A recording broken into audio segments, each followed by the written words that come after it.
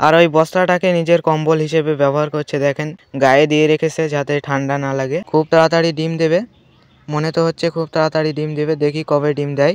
আমাদের ময়না হয়তো হাওয়া দিয়ে গোসল করছে। গোসল করা দেখার জন্য দর্শক ভর্তি হয়ে গেছে। তো এই যে এখানে দুটো সাদা কালো রঙের বাচ্চা আছে, দুটো বাচ্চাই সাদা কালো রঙের। আর আমাদের ময়না। আসসালামু আলাইকুম বন্ধুরা, তো সবাই কেমন আছেন? আশা করি সবাই ভালো আছেন। তো আমি ময়নাকে ছেড়ে দিয়েছি, এবারে মিঠুকে ছেড়ে দেবো। তো মিঠু খাঁচা থেকে বেরিয়ে ডাইরেক্ট মাটিতে নামে, হাতে আসে না। ও ময়না। তো আমি একটু ময়নাকে নিয়ে একটু অন্যদিকে যাই। এই যে পুকুরের ধারে এসছি ময়নাকে নিয়ে। তো মিঠু মনে হচ্ছে কবুতরের ঘরের দিকে গেছে। তো মিঠু এই যে কবুতরের ঘরের ভিতরে। তো মিঠু ছাড়া পেলে প্রথমে কবুতরের ঘরে আসে। তো কবুতরদের সাথে হয়তো মারামারি করার জন্য কবুতরের ঘরে আসে। তো এই যে যে লাল রঙের কবুতরটা দেখা যাচ্ছে, এই কবুতরটা যে ঘরটার সামনে বসে আছে এই ঘরটা কিন্তু ওর না, এই ঘরটা অন্য কবুতরের। এ শুধু এর ওর ঘরে ঢুকে মারামারি করে। আমার যে দুই জোড়া মাদি কবুতরের জোড়া আছে ওদের ওপরে একটু বেশি রাজত্ব করে। এই যে দেখেন ওকে ঘরের ভিতরে ঢুকতেই দিচ্ছে না। এরকম করে সারাদিন, এর কোনো কাজ নেই। তো ময়নার মনে হচ্ছে ওই কবুতরটার উপরে একটু রাগ হয়েছে, সেই জন্য ওকে মেরে তাড়িয়ে দিয়েছে। ওইখানে গিয়ে আবার মিঠুর সাথে মারামারি করছে। তো এই যে কবুতরটা ঢুকলো, আর ওই যে দেখেন তাড়িয়ে দিলাম, না হলে আবারও ওকে তাড়িয়ে দিত। তো ওই দেশি কবুতরটার সাথে আমাদের লক্ষা কবুতরের জোড়া দিয়ে দিয়েছি, এটা দেখার জন্য যে লক্ষা কবুতর আর দেশি কবুতর জোড়া দিলে কিরকম বাচ্চা হতে পারে। তো এটা হয়তো আপনারা অনেকেই জেনে থাকবেন, যারা প্রোভেন বার্ডস এই চ্যানেলটা থেকে এসেছেন আমার এই চ্যানেলটাতে, তারা হয়তো জেনে থাকতে পারে। তো কবুতর তো দেখলেন, এবারে কবুতরের বাচ্চাগুলো দেখাই। তো এই যে এখানে দুটো সাদা কালো রঙের বাচ্চা আছে, দুটো বাচ্চাই সাদা কালো রঙের। আর আমাদের ময়না আমার হাতে চলে আসছে। তো ময়নাকে একটু কবুতরের ঘরের ভিতরে দেওয়ার চেষ্টা করি। ময়না যেতে চাইছে না, ভয় পাচ্ছে। তো এটা হচ্ছে মিঠু, মিঠু যে কোনো জায়গায় চলে যেতে পারে, মিঠুর কোনো ভয় নেই। তো কবুতর ওকে তাড়িয়ে দিল, সেই জন্য চলে গেছে। তো এখানেও বাচ্চা আছে দুটো, একটা ফুল সাদা রঙের আর একটা ফুল কালো রঙের। বাচ্চা দুটো দেখাই। এই যে বাচ্চা দুটো মাশাআল্লাহ অনেক সুন্দর। তো এরা এখানে ডিম দেওয়ার প্রস্তুতি নিচ্ছে, এরা এখানে বাসা করছে, এখন কিছুদিনের মধ্যেই ডিম দিয়ে দেবে। আর এইখানে এই মাদি কবুতরটার নিচে ডিম আছে। আর এইখানে এই জালালি কবুতরটার বাচ্চা আছে, একটাই বাচ্চা আছে। আর এইখানে দেখেন ময়না গোসল করছে, পানি নিচে আর ওপরে গোসল করছে। আমাদের ময়না হয়তো হাওয়া দিয়ে গোসল করছে।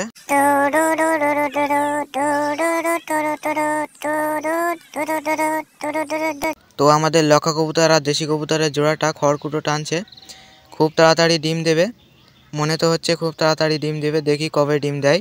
তো ময়নাকে তাড়িয়ে দিয়ে এখন মিঠু এখানে হাওয়া দিয়ে গোসল করছে। তো দেখেন ময়নাকে তাড়িয়ে দিয়ে এসছে, এখন নিজে গোসল করছে।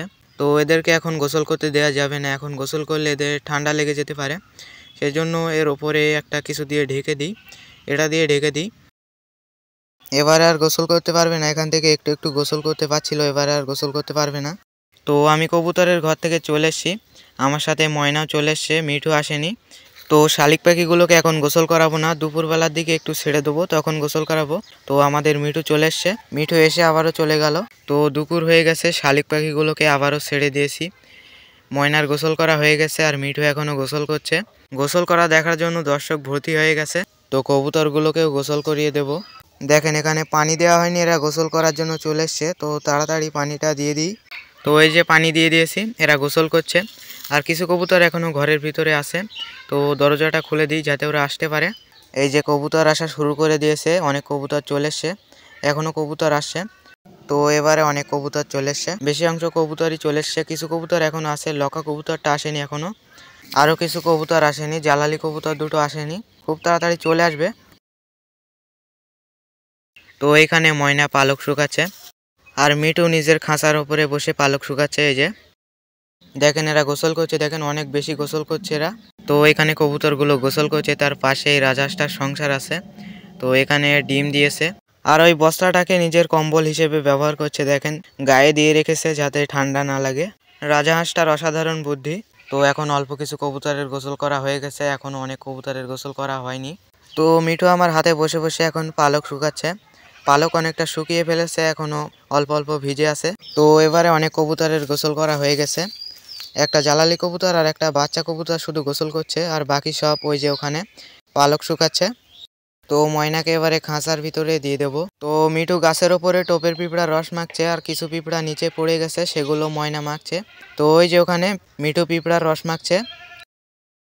কবুতরগুলো দেখেন গোসল করে এখানে রোদ পোয়াচ্ছে।